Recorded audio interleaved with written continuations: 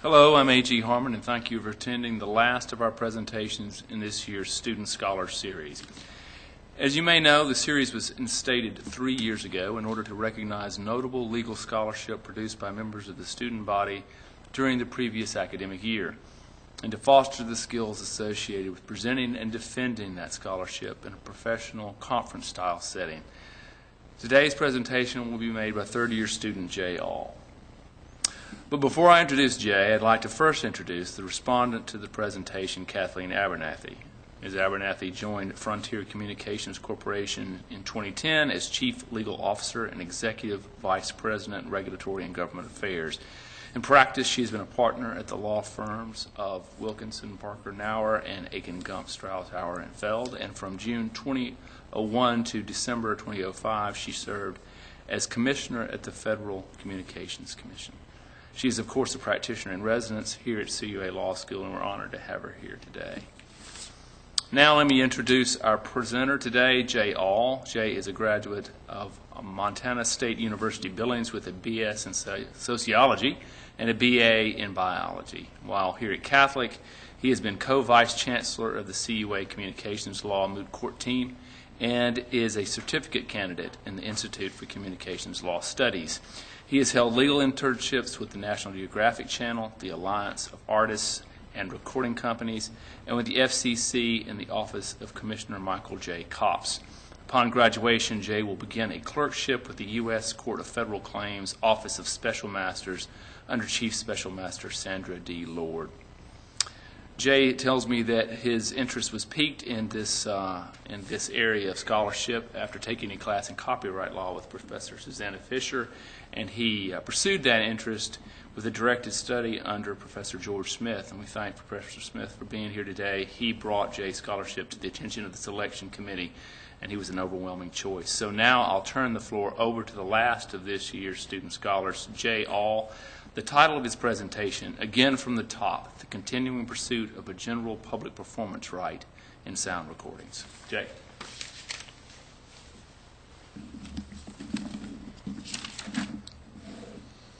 Thank you for attending this afternoon. I'd like to first express my deep gratitude and thanks to Professor George Smith for his guidance, insight, and patience during the past year as my directed research mentor and for nominating my paper to the series. I also wish to thank Professor Harmon for his enthusiasm and dedication to the Student Scholar Series and for working with me during the past few months to prepare for today's presentation. And finally, I want to thank Professor and former FCC Commissioner Kathleen Abernathy for her willingness to act as my respondent and for generously giving her time to be with us here this afternoon. It's an honor to have you here today. I chose to write about sound recording performance rights for several reasons. First, the topic was relatable. I love music and I love listening to the radio, just like many of you. Second, the subject traversed several areas of law, including copyright, entertainment, communications, and property law, and allowed me to explore aspects of each. Finally, and most importantly, I chose the topic to bring attention to what I perceived as an inequity in American law. The lack of a general public performance right in sound recordings allows broadcast radio to play songs without compensating the recording artists, the performers.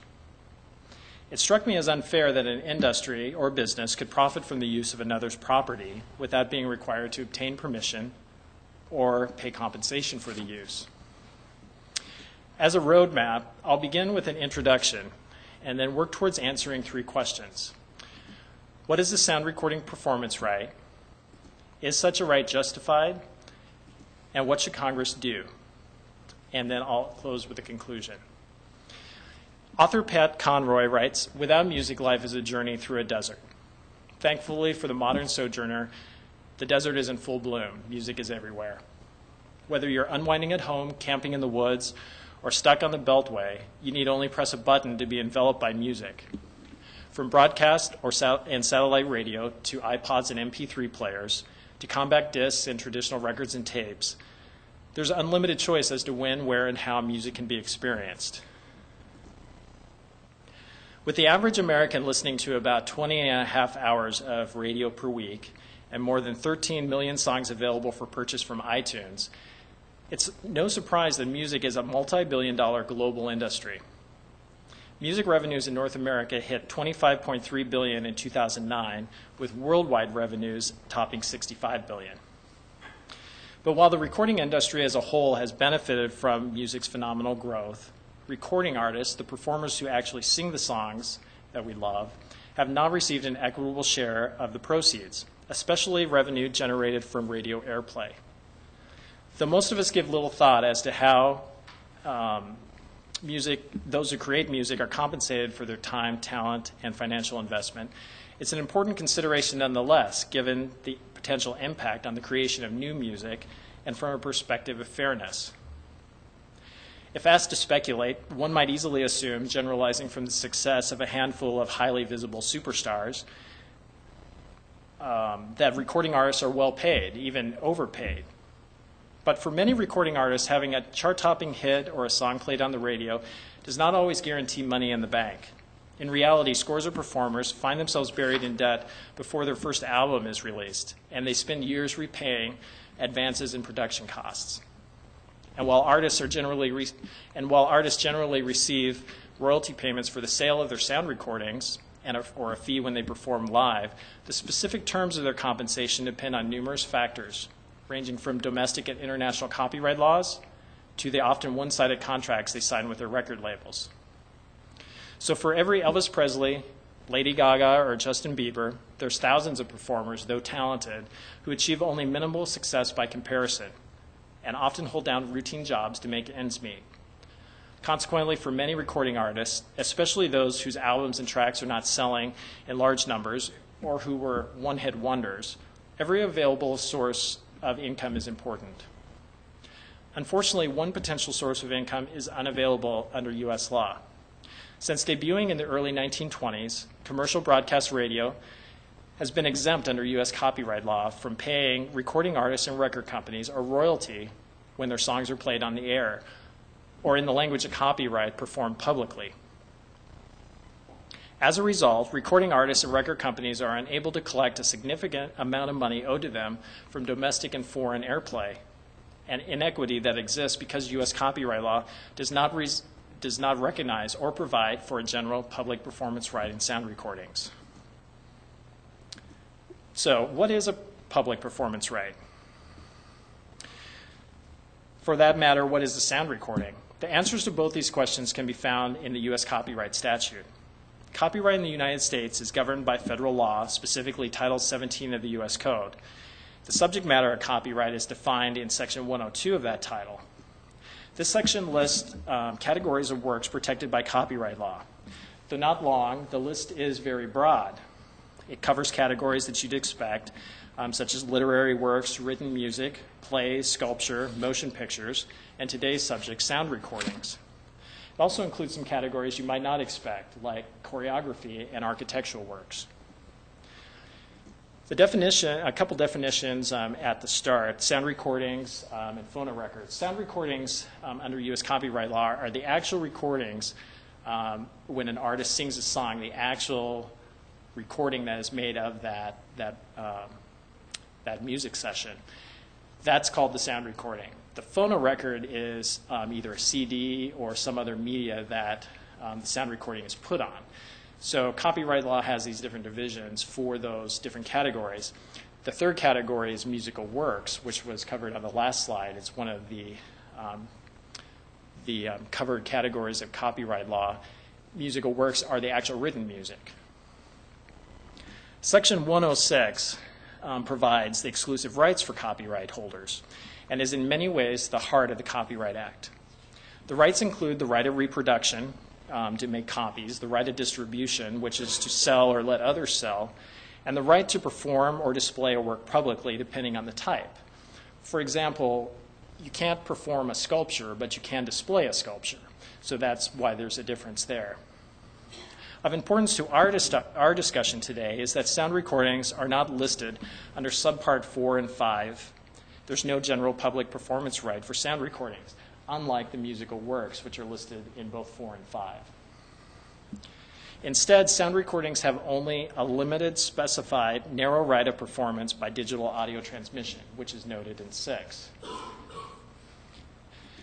U.S. copyright law recognizes recognizes recorded music as having two distinct properties, which I alluded to.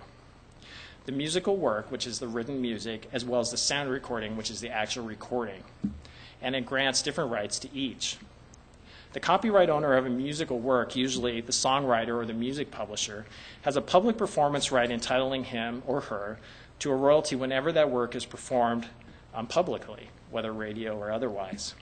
While copyright owners of sound recordings, usually the recording artist or who sang the song or the record company, does not possess such a right. To quickly illustrate and perhaps date myself, when the sound recording of pop star Britney Spears' 1999 mega hit, Baby One More Time, was broadcast on terrestrial radio stations across the country, only the song's writer, Max Martin, was statutorily entitled to receive a royalty each time it was played, while Spears and Jive Records were not.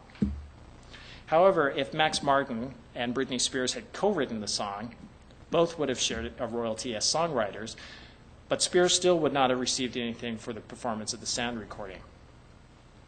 Congress has attempted to, without success, to address this inequity and provide for a broader general public performance right in sound recordings numerous times over the past 80 years, including the recent Performance Rights Act of 2009.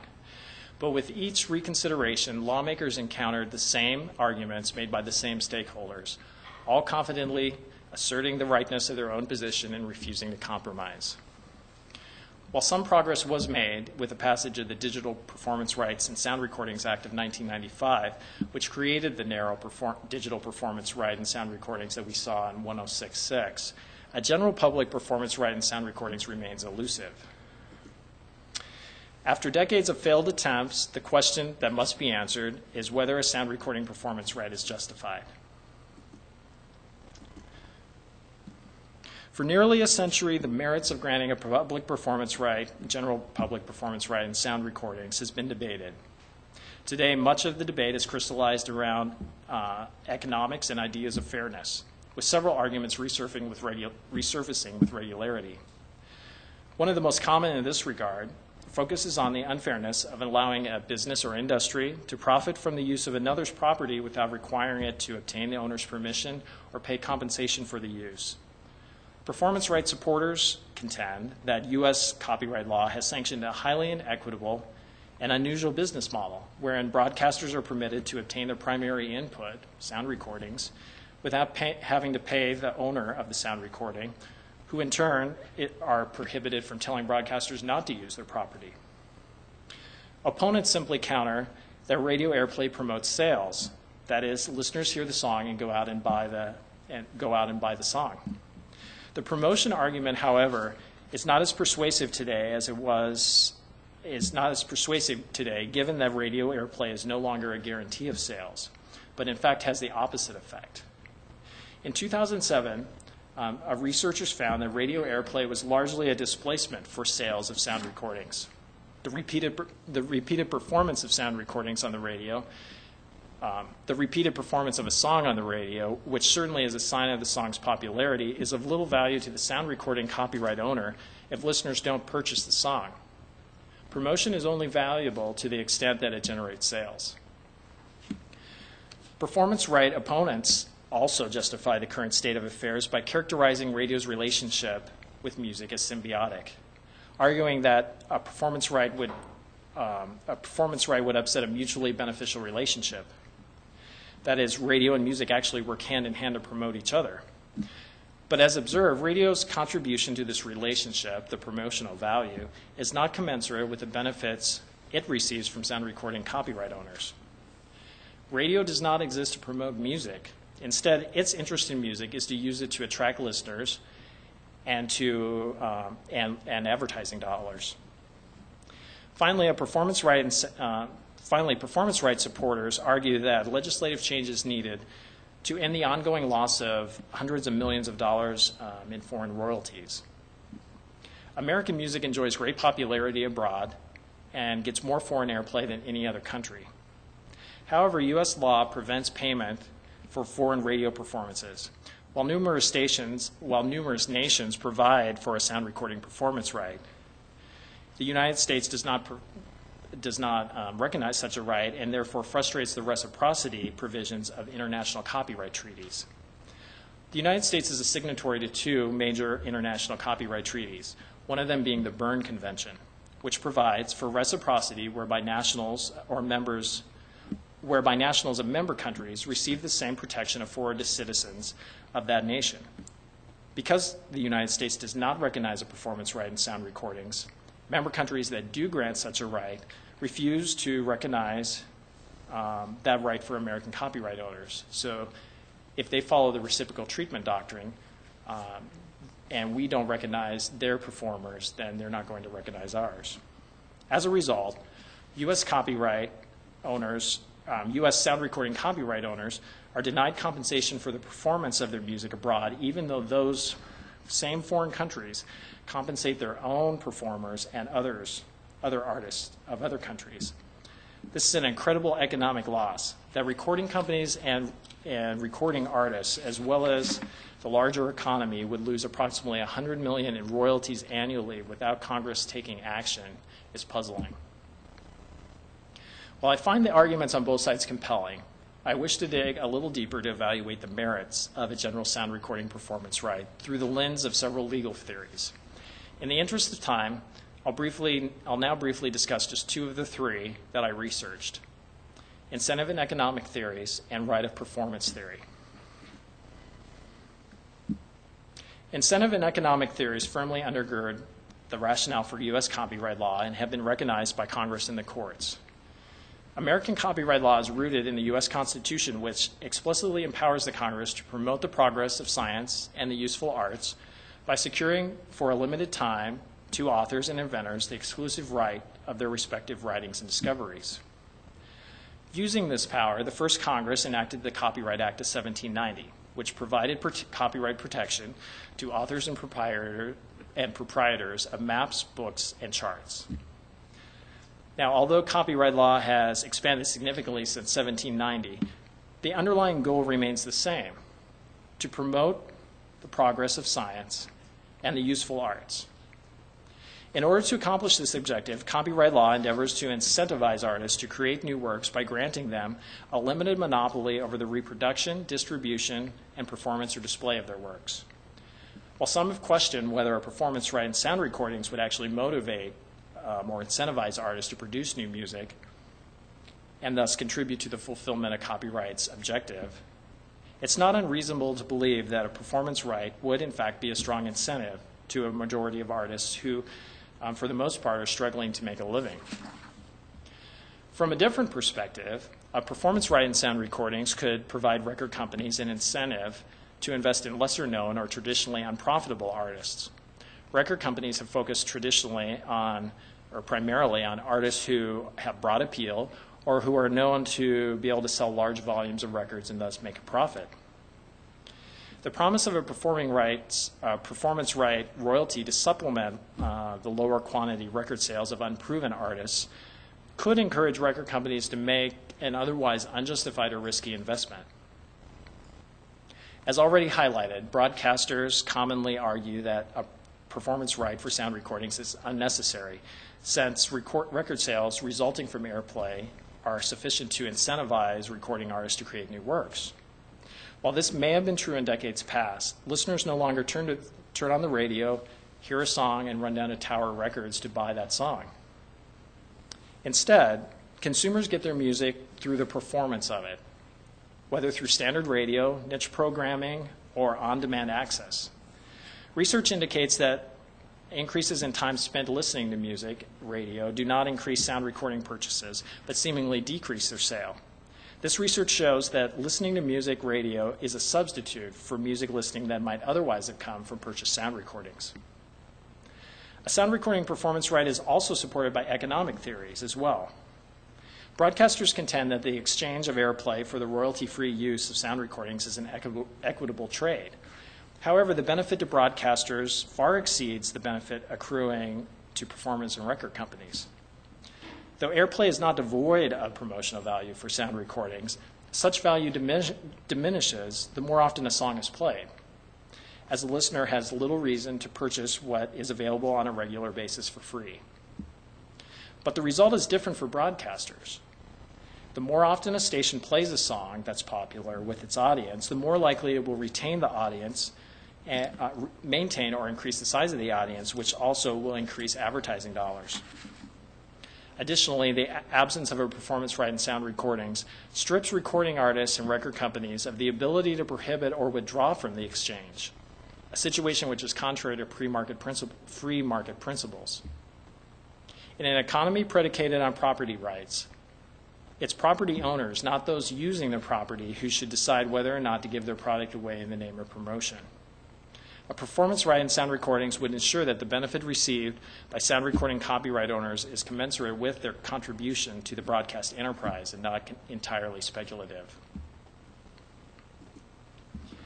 As discussed, a sound recording performance right is justified under incentive and economic theories and would rectify the imbalance of the current arrangement, which favors broadcasters to the detriment of sound recording copyright owners.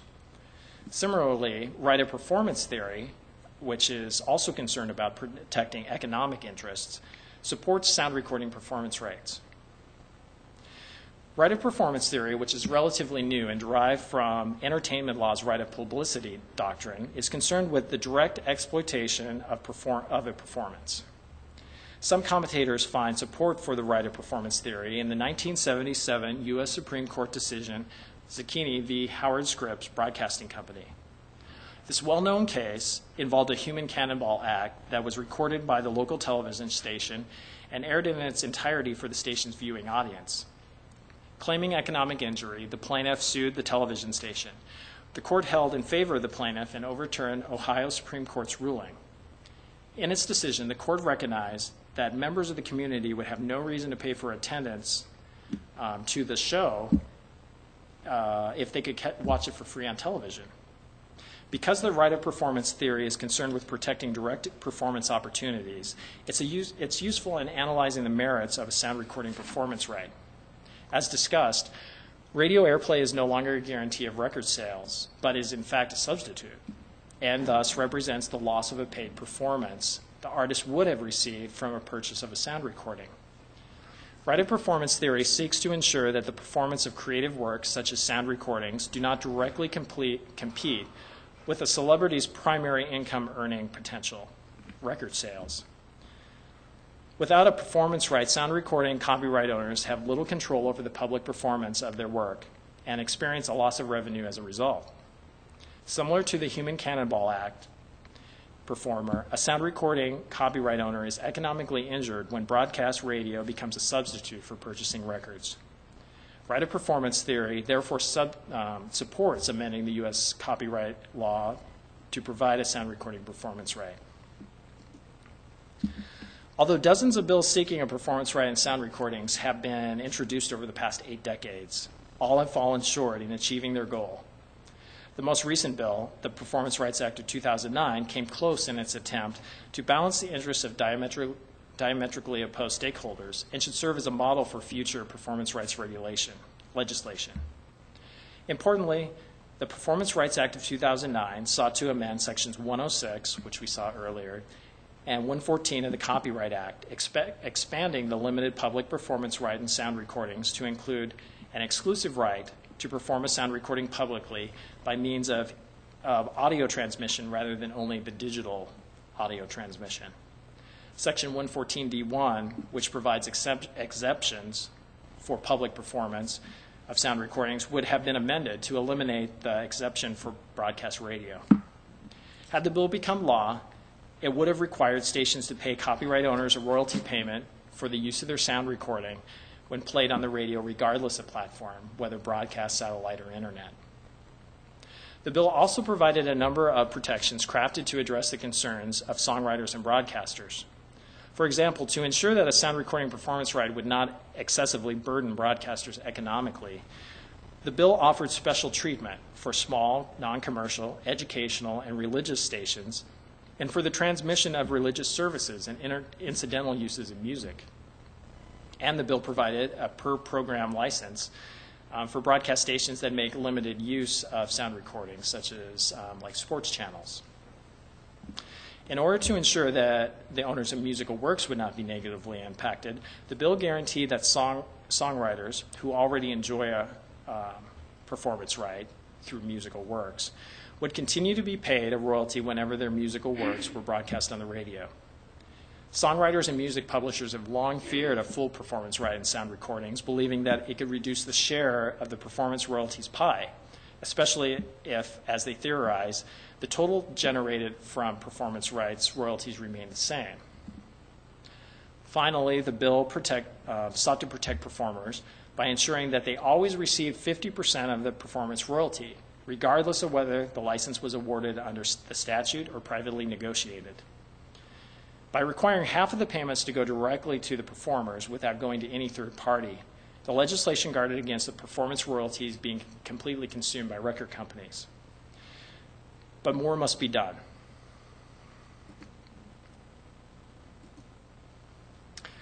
One recommendation is to create a graduated royalty scheme wherein no sound recording performance right royalty would be paid by broadcasters during the first year of a recording.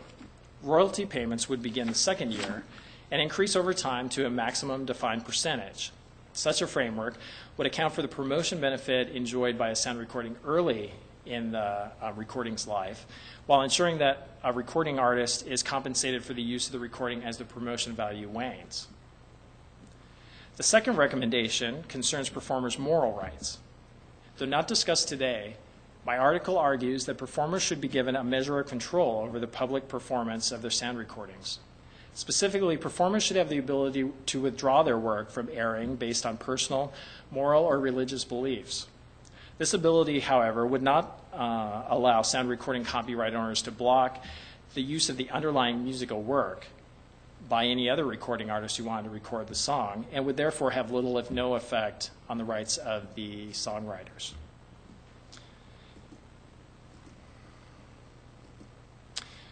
In conclusion, Congress endeavored to address the concerns of both sides when it crafted the Performance Rights Act of 2009, seeking to balance the interests of broadcasters and sound recording copyright owners alike. While U.S. copyright law awaits the actions of a new Congress, performers, recording companies, and sound recording copyright owners sound recording copyright owners continue to be harmed and their interests ignored. A performance right in sound recordings must be provided to align U.S. copyright law with the larger international community to rightly compensate recording artists for their talent, time, and investment, to protect performers' moral rights, and to serve as an incentive for the production of new works. Thank you.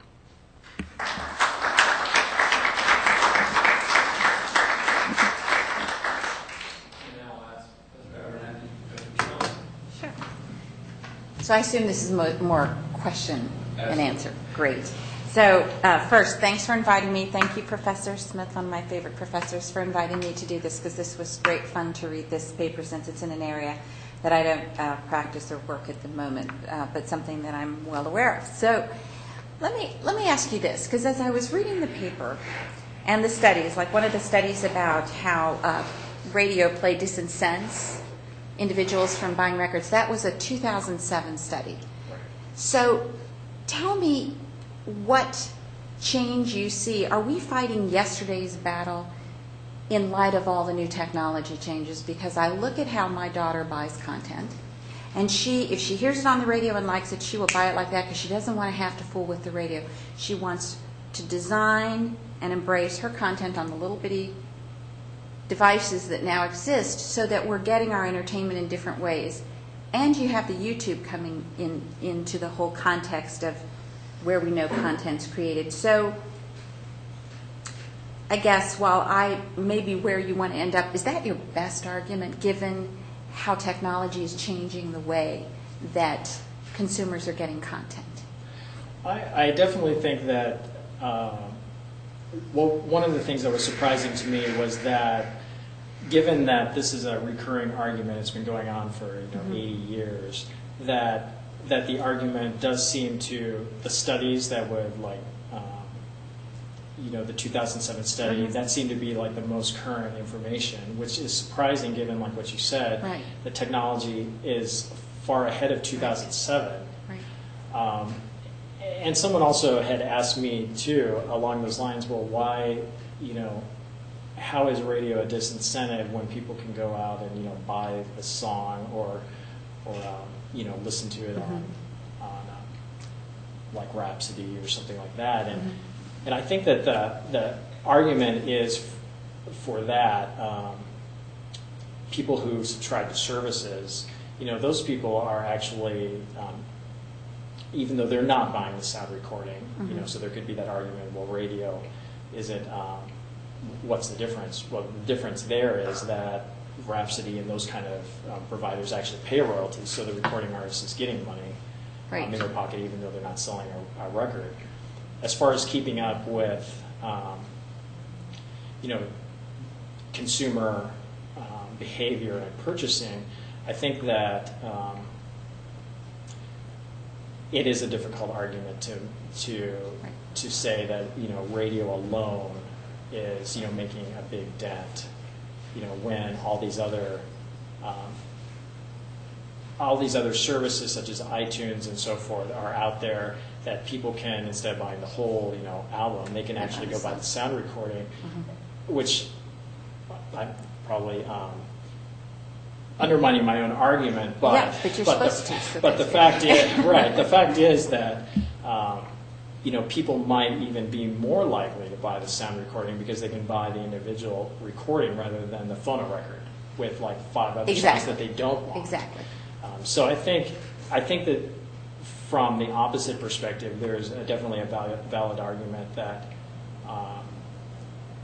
that time has moved, you know, forward, and that the argument hasn't moved. Kept pace. Right. Because what I would then move to is, so that doesn't mean that they shouldn't be paid. Right. It probably just means that the idea that it's a disincentive to listen to music, you kind of put that aside and you say, but should we pay for it anyway? So that would take me to the argument you have about property rights and property rights theory, and that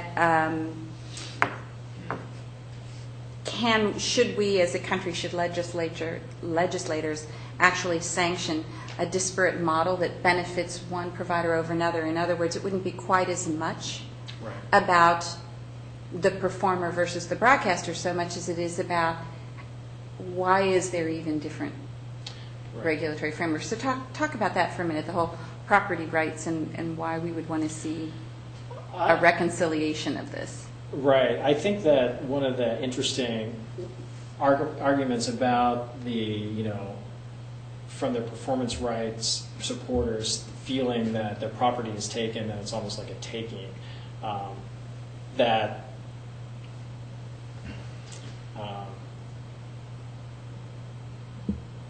It's their property. Right. I mean, it's hard. Copyright law, giving that copyright law is a property-based right, you know, and the performers have their property right. It's hard to reconcile the fact that under U.S., you know, under our jurisprudence and law, that property rights are like almost they're very important to U.S. law, and so it's hard to say. I feel uncomfortable, you know, having an argument that says, well, it's okay for this person to take, you know, a person's property without, compensating for that. So I'm not sure if how to answer your question. Well, I think that's exactly what I'm getting at, is that it almost focusing on the property aspects of it, because historically the incentive to create or not create, we know from YouTube, there's lots of incentives to create stuff, and it's all out there, and so we're going to see that. Right. But that's where the person's creating it. They're putting it out there, and they're saying, I'm willing to give it to everyone for free, and you can watch me, and it's fine. This is different, right? Because this is where you take something someone else created and another company puts it out there. Right, and the people that are, like you just mentioned, that are creating, lots of creators out there putting stuff out there, they often aren't the people that have a big financial investment in the recordings, in a career, in promoting a record, like recording artists do. And so I think that they also are willingly putting it out there. This is my property, but it's for all to take because they want the publicity. Where in this regard, the radio, another outside entity, is making that decision. And I think that that's where, for me, the unfairness really is significant. And so I still think that for that reason, a performance right is justified. Okay. So I should. Questions from the audience? Anyone for Jay or Professor Adams? Yes. Jay, you mentioned that Congress had tried repeatedly and unsuccessfully to try to address this problem or this issue, and a lot of people attribute that failure of Congress as a success of the broadcasting lobby. And since broadcasting, we've talked about how it no longer has the same power and the same symbiotic relationship that it claims to have, and the economics of broadcasting have changed. To what do you attribute the success, and even some of the recent success that the broadcasters continue to have in keeping the system the same and not allowing the performance right to be recognized? Thank you. I actually thought a little bit about that in my paper, and from what I think is that the situation is the reason that the Performance Rights Act has been unsuccessful so many times, in my opinion, is because of the success of the National Association of Broadcasters, which as an association, has a very strong membership. The reason for their success, though, even as radios, maybe influence overall has diminished, I think is because every congressperson has broadcasters in their hometowns, their districts, and so forth, and the power that brings through almost like a grassroots effort. I mean, all it takes is the National Association of Broadcasters to, notify their radio stations and their members, television stations, but radio stations. And those stations all write their congresspeople, and I think from that, politicians are risk adverse and, they don't want bad publicity or things like that. And I think that as a result, that the way that they're spread out, the network is all across the country, is significant. Whereas the recording industry has specific areas of the country, like New York and Nashville and Los Angeles, that are centers for the music industry. Even though the RIAA is a association of all those record companies, the difference between the two, in that they're not spread out all over the place, I think is the power of NAB. That's where they get their ability to stop this kind of anything that might be adverse to their membership. And so that's my speculation. Okay. Is there anything that prevents a radio station from playing an entire album? For example, when Metallica sends up their latest album, why don't they just play the entire album from beginning to end? There is actually a law that prevents that. I don't know specifically, but in my research I did come across that for two reasons. Well, for the main reason is that if radio stations could do that, especially early on, people could just record the entire album right off the air. And so it's my understanding that there was a law put in place specifically for that reason. So I think it's specific enough even that a radio station can't play the same song from the same album within a certain period of time. They couldn't play, so that you couldn't record a whole album. I remember back, this was in the 80s, there used to be releases. A label would release a song off an album. And is that some sort of permission that is given from the record label to the radio station? I'm not sure. I have no idea how that works. I believe so, and I didn't cover that specifically in my paper, but I believe that it might have something to do with because you have two parties to the song that you're hearing on the radio. You have the music works, the person who actually wrote the song, and then the sound recording performance rights, the sound recording owner. There has to be permission from the musical works writer to even use the song or have it recorded. And so I think that my guess would be that there's a need for permission for both, and maybe, well, not for the sound recording owner, but for the musical works. Anyone else? Rosemary? This may be outside the scope of the paper, so you can answer it that way if you have to. But rightly or wrongly, the radio broadcast industry has built a business model and run stations on the notion that those that are music formats can get away with not paying, Right. from your perspective, what they should for the performance rights of recordings put out over the air. Should legislation like the 2009 legislation actually get enacted at some point? What do you foresee it with respect to the future of music stations on over-the-air radio? Will we have fewer of them? Will we have, if something like the exemption for new music for the first year is there, do we have only new music stations and oldies go away? Any thoughts on that? Yeah. Well, one of the things that I did address in my paper was that one of the significant arguments from broadcasters is that it would be an economic strain on music stations to pay a fee, whereas people who don't use the music, like talk stations, would not have to pay, and so therefore music would essentially be moved off the air and stations would just turn over to talk radio.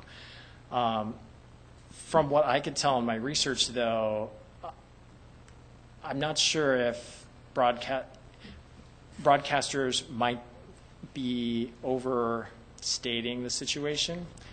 And I don't know for sure, I don't have a study that says one way or the other. But from what I read from people's comments or people who've written about it, or even like legislative history transcripts of hearings, one of the things they talked about was that this economic harm, broadcasters have brought this up going clear back to the 1930s, saying that this is going to put us out of business. And so the argument from my perspective is that well, when is the right time? You can't keep claiming the same argument when the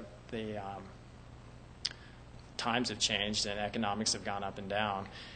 And so from that perspective, writers who are pro-performance rights say, well, they can afford to do that, especially in a time with consolidations and conglomerates that are owning a majority of stations, that those are primarily profit-driven, and so they've overstated the seriousness of their situation. And so in reality, if they were pushed to do it, they wouldn't go off the air because they have a large amount of revenue from people who love music.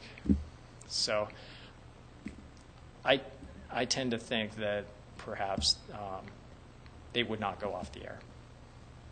But do you agree that it would have an impact on whose music they decide to play? Right. Because if you have to pay someone, aren't you more likely to play a known quantity versus an unknown quantity?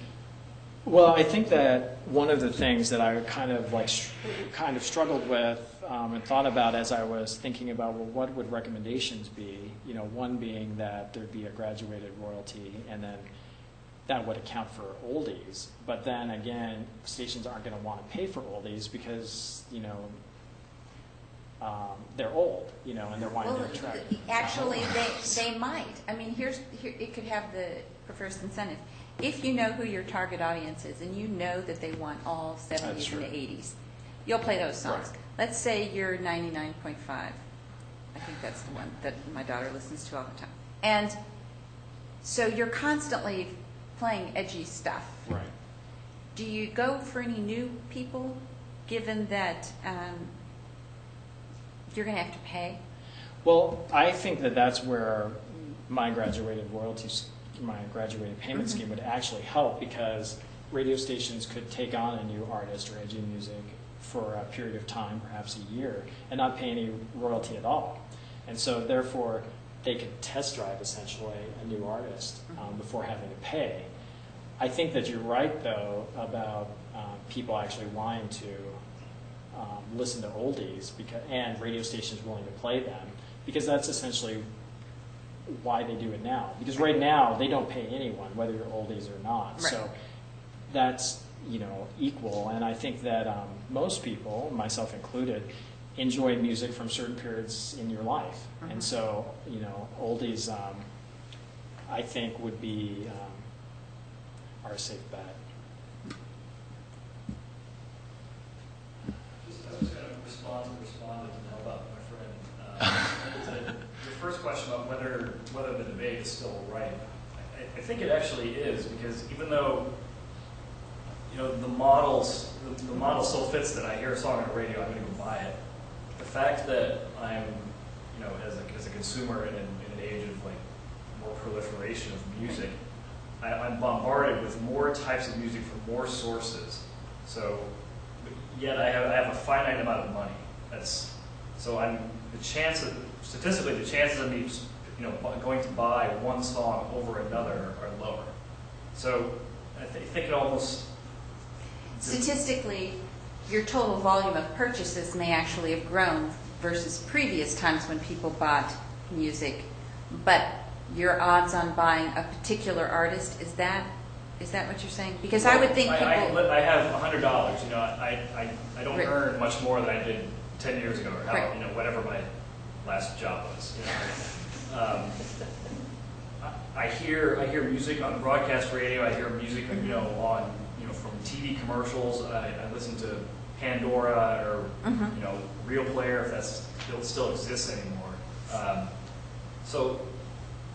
And I guess I'm actually, sidebar, I didn't even know this exemption existed, so I'm glad I came here. But it just seems that since, if I have 100 songs that are all released in the same year, and I'm hearing them from different sources, broadcast, internet, or and TV or whatever, my $100 that I have is only going to be, only a certain amount of that is going to be spent on music. And even though I'm hearing more, if I'm hearing more songs, the chances of me buying one of them is lower.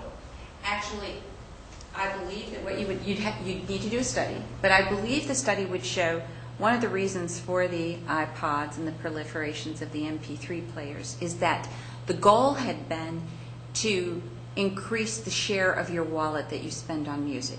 So you may not have any more money, but if you look at the percentage of your income that you would spend on records and albums before we had MP3 players, and if you look at the percentage that people pay now because of this new device, and you can personalize it and take it with you and run around with it, there's a belief that people are spending a greater wallet share, and that's what companies try and do. That's what my telecom company. We know you're not going to be making any more money, but we want you to spend a larger percentage of it, with us and with the music. I don't think that undermines the theory at all that you should be paying artists for their content. I just question whether that's your best argument to convince people that you should be paying. So that would be my only point.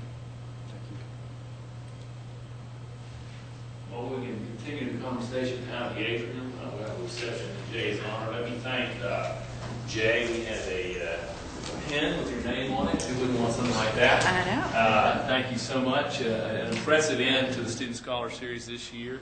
Thank Professor Abernathy, all the faculty for coming, and everyone in attendance. Appreciate it so much. Please join us in the atrium for a reception. Thank you.